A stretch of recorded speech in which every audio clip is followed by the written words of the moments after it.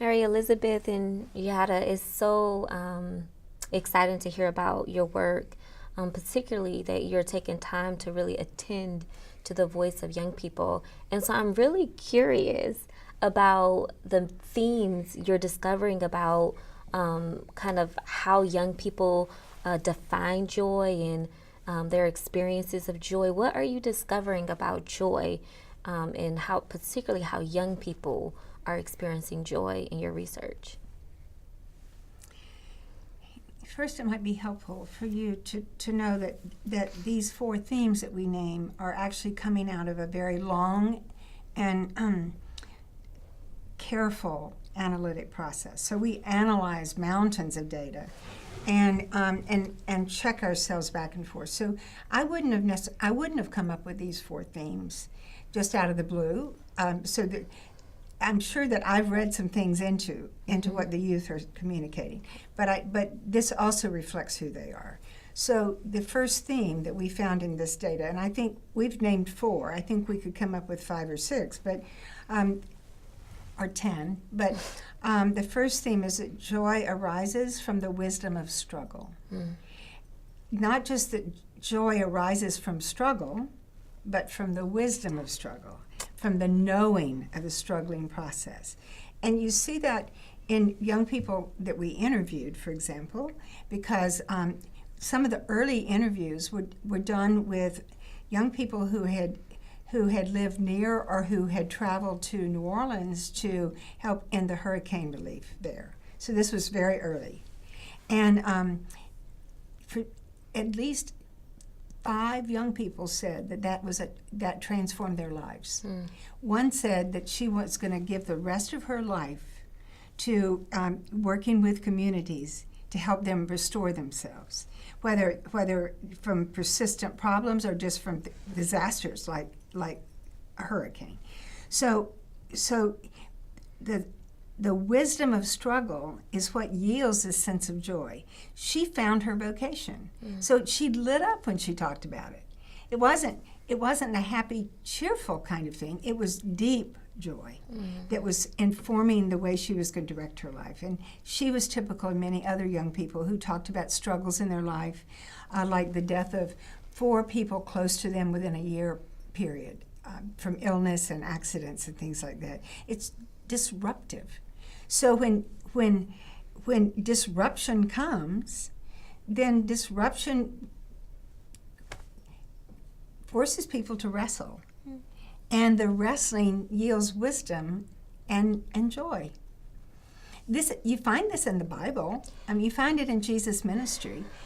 Jesus was always either disrupting things himself or was moving into situations where disruption was happening, and he was addressing the disruption. So I think this is very deeply, a deeply Christian observation as well, but this came out of the youth interviews.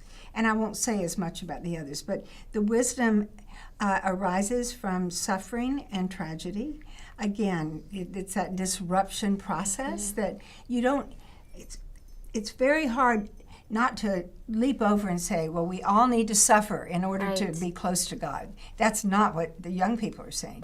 They're saying, we suffered because, and we discovered God was still there. And we discovered that the very engagement with the suffering and the honesty about the suffering helped us to develop new wisdom. And then the third one, I'm going to cheat here, was the strength of a supportive community. That was huge from the young people. They were angry when they didn't experience supportive community, and they were enormously grateful when they did. And what was interesting is in their stories, they would frequently identify one tiny little supportive community that made it possible for them to navigate all the other ones that were less supportive. So that was a huge thing for the kids.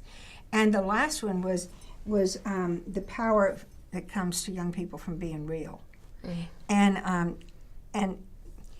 the young people protested when that felt like they were wasting their time and not being able to talk straight. And they were so grateful when they had even just 1 or 2 people in their lives who were willing to hear whatever they had to say and to talk straight back to them. So those were things that came out of the youth's lives, and we wouldn't have understood that had we not spent the time not only listening but then analyzing with some care what they were saying. Because what sometimes appeared first on the surface was only the surface. So some young people said what they really wanted out of life was a car and a good job and to be able to support their families and things like that. Very often, those were kids who had grown up in poverty. Right. So to have things that made their lives more comfortable was more than materialism. Right. It was a desire to live fully and not to be bound by poverty. So the young people had a wisdom that was incredible. And so then in terms of how all these 4 categories are so well ingrained in the case study of Puerto Rico, in terms of how, in taking into account the struggle and taking into account being real in these spaces in the face of tragedy, is seeing churches create these spaces, right? Intentionally create these spaces to not just assess the immediate needs of people, as in food, water, but also assess the needs as a community, as how do we flourish? What is the hope? Where is the joy left in all this? And also I think it's a big process of imagination, right? Of continuing to imagine a future, which for me is how I understand hope. So for me, hopelessness is lack of imagination. So fomenting and creating these spaces of dealing with reality, of dealing with gaining the wisdom that arises from the struggle, it's part of pushing through and having faith, like being really faithful towards God and towards the community that has built you up and that you want to continue to see flourish. And also it's a personal flourishment. So a lot of the things that a very interesting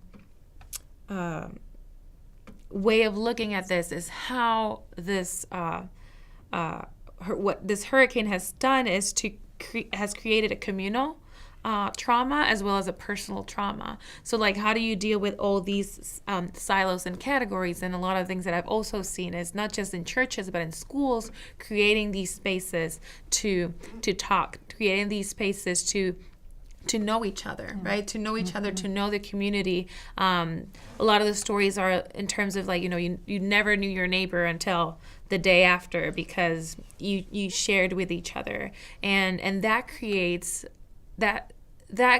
hope because you can imagine a future because we have each other. And I don't want to also romanticize this because it's I'm taking the stories of flourishing and I'm taking these stories of what people have been able to do, but it's also a lot of bad things also have happened. So it's having all those things in tension and choosing. It's a choice to either live without imagination, right? To live without this choosing of faith and of hope and of joy and of resilience, and also a choice to live into the despair. So you have those both, and so how do you work with that? Because you also have that within the same community, within the same congregation, where everybody has a different need in terms of how they're seeing and interpreting their realities. Can I just build on that? Because I think that we're identifying yearnings of young people. Mm-hmm. So they're expressed in different ways in different communities. But the 4 themes that we identified begin with the words joy, wisdom, strength, and power. Mm-hmm. And I would suggest that that's what young people yearn for. And how that gets expressed, experienced, and then built into their lives in meaningful ways is going to be very different in different contexts.